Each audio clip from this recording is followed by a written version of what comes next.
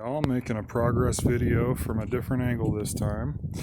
The parts that are going to get rototilled have all been covered in mulch about 4 to 6 inches deep. There's still a big pile in the back. That's going to go over the top of everything once it's rototilled in. I'm not going to be trying to till under the pile. That's where my annual garden is going, and the roots just don't grow deep enough for me to need to do that. Yeah, this you can see where the lighter colored bark was. That's kind of the dividing line for where the old line of logs used to be, the old edging used to be. So I pulled it back out more, and all of that back area is going to be asparagus beds for the most part, maybe some rhubarb. The back chunk that doesn't have mulch on it is where I'm putting the gooseberries and currants and some other stuff, of course.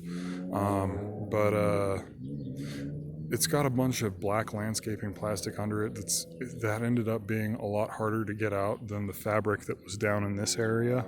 There was a bunch of fabric down here, but I pulled that out. And so I'm not going to be able to get all of the black plastic out in time for me to rototill everything. But I wanted to make a progress update. I also have lots of wood.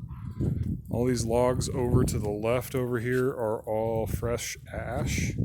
Here's some more down here. And all that's getting turned into shiitake logs.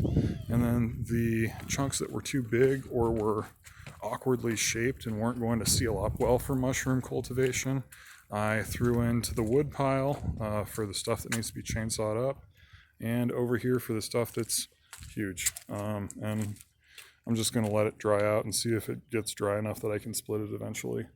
Yeah, so that ought to work with that.